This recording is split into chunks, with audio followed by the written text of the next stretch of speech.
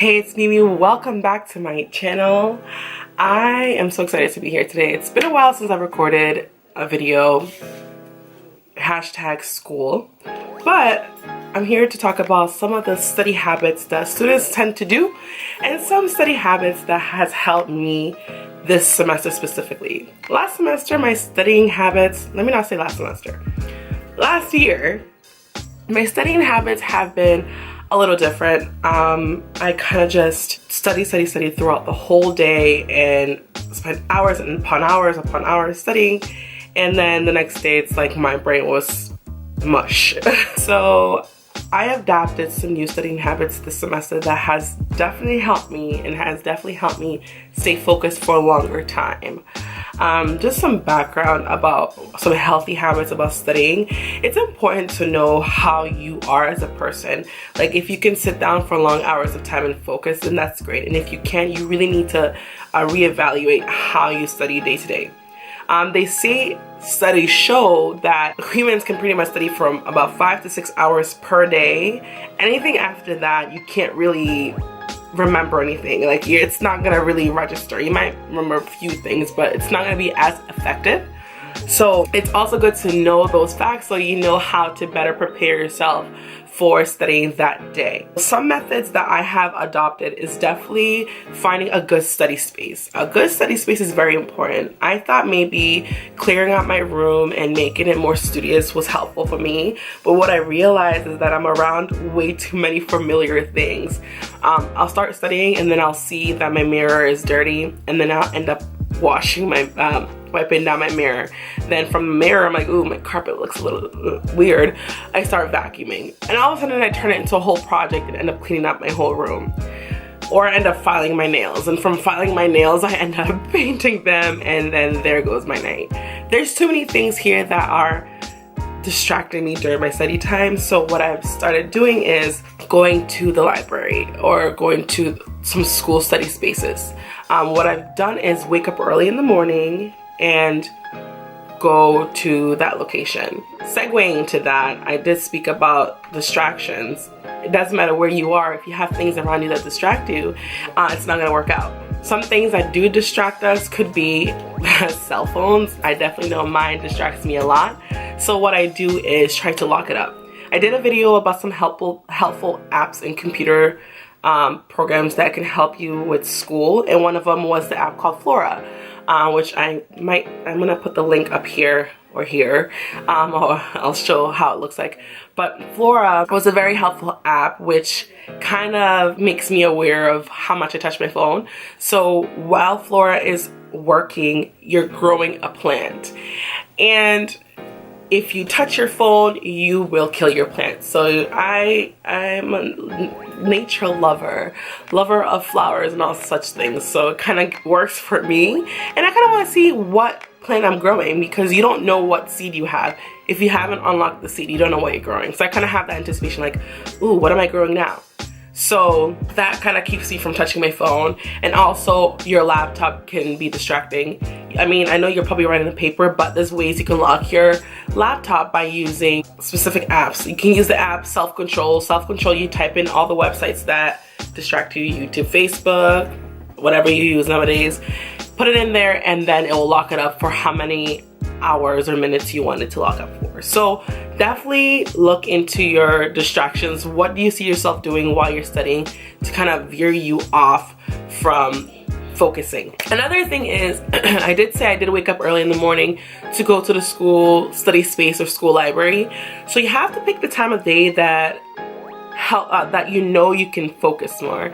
And what I realized for me was early in the morning. Early in the morning, I don't have that much to do, and the day hasn't really started, so I'm not stressed or worried about things that has happened or things I need to fix besides what I had thought the night before. So it's a good time because my mind is ready, it's clear, and I'll use that time to study. So what I do is wake up in the morning around 6:30, latest 7 o'clock, get ready, then head over to school. It only takes me about 10 minutes, no, not even 10 minutes, less than 10 minutes to get to school. And then that's the time I can eat my breakfast and then focus on what's at hand before classes. That has helped me lately. There's gonna be times where you're gonna have to study during the end of the day, which is okay. I've done that because your days can be unpredictable as well. So definitely try choosing the time of day that works for you as well. Now, as for studying habits, one study technique or study method I have adopted this year is the Pomodoro Method. The Pomodoro Method is amazing. I mean, first of all, you get breaks. So it's kind of like you look forward to your rewards.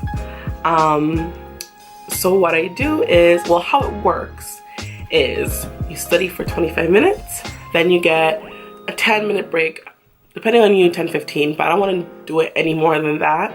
So 10-minute break, then 25-minute study, 10-minute break, 25-minute study. For people like me, I tend to think a lot. I'm a thinker. I think about everything. I think about this, I think about that. So it's good for me to know, okay, all I need is to devote 25 minutes to this one task without worrying about anything. So I just focus for that 25 minutes and then I get a break. So it works out for me, and sometimes I find myself that while I'm focused on studying, I tend to go a little bit longer than 25 minutes, almost up to 45 minutes to an hour. So that 25 minutes kind of sets you up and puts you into that study zone to continue to focus. The breaks, I reward myself with, you know, maybe didn't get to finish up a show, so I'll watch like 10 minutes of it. I know a friend of mine used to like watch 10 minutes of her favorite show, and she'll like, okay, now back to studying. It might distract you as well, so definitely pick something that doesn't really keep you thinking about other things except studying. Besides shows, I'll probably browse the web or just go take a walk or something. But the Pomodoro Method has proven for me, I mean for studies as well, but for me, that I can actually study and pay attention and actually grasp the materials that I'm studying at that point. So it has worked for me, so that's something you might want to think about. The Pomodoro Method is really, really good. And another thing that you should definitely try doing is, after you study, you want to make sure that what you studied you have actually soaked in. So what you should do is try to test yourself. Test yourself and see if you actually know what you're studying. It's kind of hard if you're by yourself. So try to write stuff out. Sometimes you'll find me in the library talking to myself because I'm like looking at the paper and I'm like this, and then I'm quizzing myself and I look down. Or you can just write questions from the things that you're studying, or you can have a partner who will quiz you on what you're doing. But definitely trying to put yourself in an exam situation kind of preps you for the actual exam for what you're studying for. So I think it's very important to quiz yourself while you are studying, just to know that it's working. And finally, don't stress yourself out. Don't try to pull 10-hour, 8-hour study durations, because after a certain time your mind really can't take any more. So if you need to take a little bit longer breaks or more breaks, do it. And try to do these methods and these study methods frequently, preferably daily, because this kind of helps you keep everything aligned. But definitely know that you can do it, you can study. People who are really smart have just really adapted to ways for them to study the material. Other people, you might think they're born with it, but they probably found another way. So for you, you just need to find what works for you in order for you to get that A, because we all want to get A's. So I hope you enjoyed this video, and if you have any questions, please feel free, put the comments down below. I'm going to put the links to the apps. It might not direct you to the app, but I'll give you the names of those apps, and also you can go to that video as well. And don't forget, if you don't see me much often on YouTube, I am on social media. I definitely show a lot of stuff that I do day to day at the pharmacy or in the library. So check that out. Follow me on Instagram. And I hope I see you soon. Enjoy your day and God bless you.